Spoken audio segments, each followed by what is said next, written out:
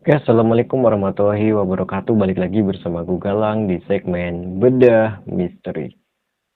Pada kesempatan hari ini gue akan membagikan cerita horor yang mana ini adalah kisah sesat yang akan meneror keluarga si Putri, yang terdapat juga kejanggalan-kejanggalan yang dialami oleh Putri.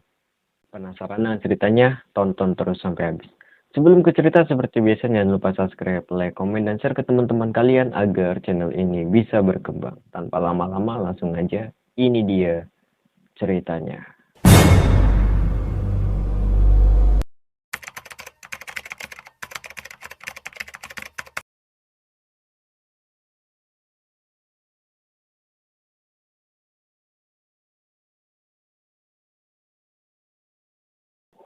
Jadi, sekte sesat ini ada yang bilang bahwa cuma ada di daerah terpencil aja.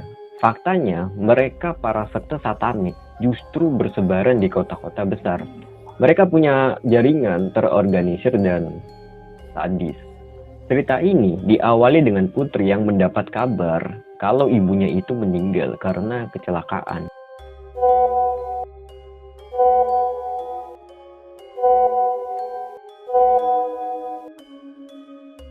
Putri ngerasa sedih banget karena sebelum nyokapnya kecelakaan, Putri baru aja debat sama nyokapnya yang berujung kalimat sarkas dari si Putri.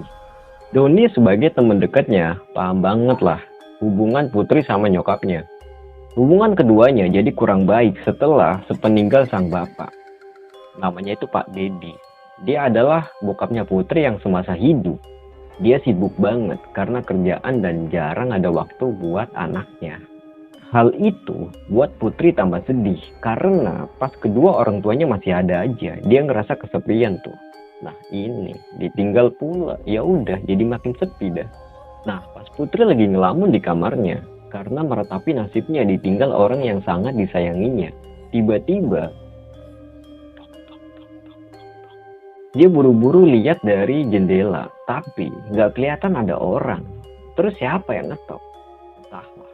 Udah akhirnya Putri balik ke kasur dan beberapa menit kemudian tok tok tok tok tok tok tok. Kali ini temponya itu agak cepet. Langsung lah dia ngambil HP buat ngechat si Doni.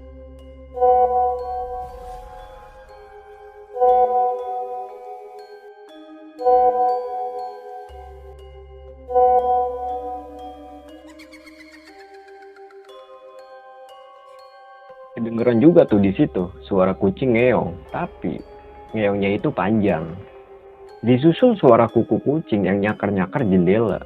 Situasi itu jelas buat Putri makin ketakutan. Dia nyoba buat ngintip dari jendela kamarnya. Ternyata pas dilihat, lu tahu apa yang Putri lihat? Terdapat sosok siluet panjang hitam besar yang lagi merhatiin ke kamarnya. Merinding gua, beneran.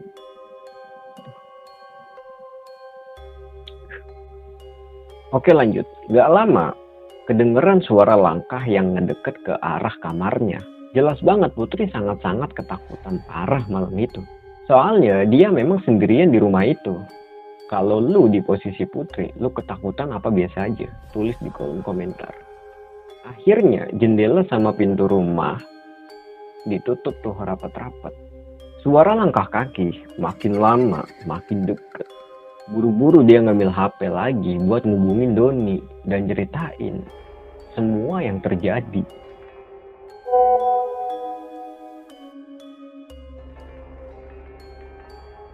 Beberapa menit kemudian, akhirnya chat Putri itu dibalas juga sama si Doni.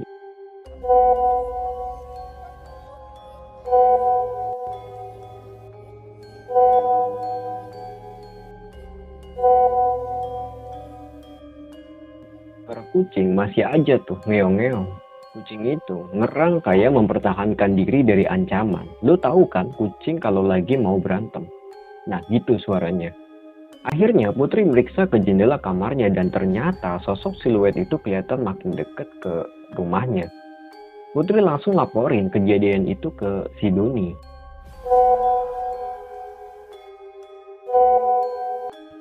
Putri ketakutan setengah mampus tuh. Dia sambil nyari tempat persembunyian. Sementara nih, suara langkah kaki makin deket. Gak lama kemudian ada suara kayak orang tiarap di atas langit-langit rumah. Nah, makin panik dia tuh. Sementara di tempat lain, ada mobil MVP hitam yang lagi melaju tinggi. Di dalam mobil ada 3 orang. Nah, 3 orang itu, ada yang senyum-senyum psikopat. Ada juga yang ketawa-tawa sekakakan. Kayak orang yang misinya mau berhasil gitu lah. Di bagian belakang bagasi, ada sesaji, tali tambang, kayu, pisau, dan kain hitam. Dan sama benda-benda klinik lainnya. Oke, balik lagi ke kamar Putri. Pas Putri lagi panik-paniknya, tiba-tiba HP-nya getar dan ada notif masuk dari nomor yang gak dikenal.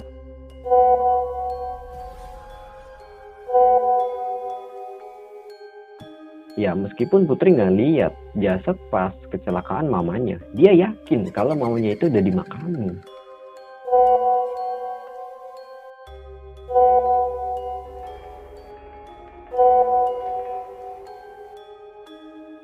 Putri makin kebingungan dan gak bisa bedain mana yang benar dan mana yang salah. Suara cakaran yang makin lama makin ngedeket. Spontan Putri masuk ke dalam lemari buat sembunyi.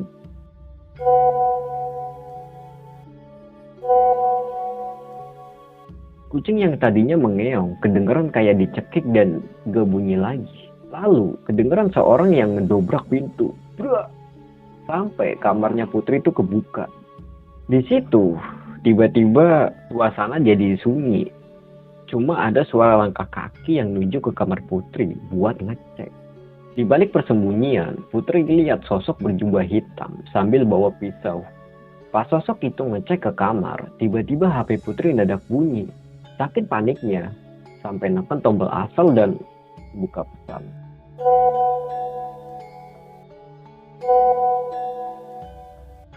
Belum sempat kelar ngetiknya, pintu lemari seketika dibuka sama sosok jubah hitam yang ternyata itu Bi Ida.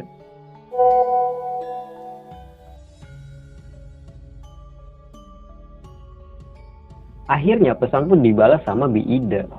Seketika sosok jubah itu langsung nikam Putri sampai kehilangan kesadaran. Sosok jubah itu adalah Pak Budi. Dia adalah selaku orang yang bekerja di rumah Putri sama Bi Ida. Lalu berikutnya, udah pasti bisa nebak. Mamanya Putri yang selanjutnya ditikam sama si Doni. Kemudian mereka berdua dijadikan korban untuk upacara ritual satanik yang dilakukan oleh satu keluarga itu, yaitu Pak Budi, Bi Ida, dan Doni. Mereka merencanakan upacara penumbalan dengan sangat rapi dan cerita pun selesai.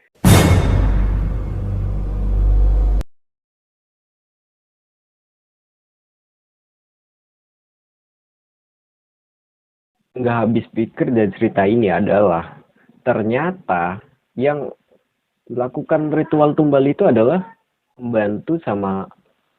pembantunya rumahnya si Putri. Nggak habis pikir kan. Jadi ini cerita kayak di film Teluh Darah. Kalau lu udah pernah nonton film Teluh Darah, ya ini persis lah. Cuma kalau yang di Teluh Darah itu bukan sete, tapi santet gitu. Jadi hampir mirip lah. Jadi yang ngelakuin itu adalah para pekerja di rumah majikannya gitu. Jadi majikannya itu yang jadi tumbal. Jadi buat lu yang punya pekerja di rumah, harap hati-hati ya. Ya meskipun ini cerita nggak tahu fakta apa enggak, yang jelas hati-hati aja gitu. Karena kejahatan kita nggak ada yang tahu. Oke, jadi kesimpulan dari video ini adalah jangan melakukan ritual apapun karena itu dilarang oleh agama. Apalagi ini berhubungan sama iblis, itu dilarang cuy. Cukup mintalah sesuatu sama Tuhan, nggak boleh sama iblis. Oke, gue undur diri, sampai jumpa di video selanjutnya. Bagi kalian yang nonton sampai selesai, gue ucapin terima kasih. Dan bagi kalian yang belum subscribe dulu. Like, komen, dan share ke teman-teman kalian. Mungkin sampai di sini aja. See you and bye-bye.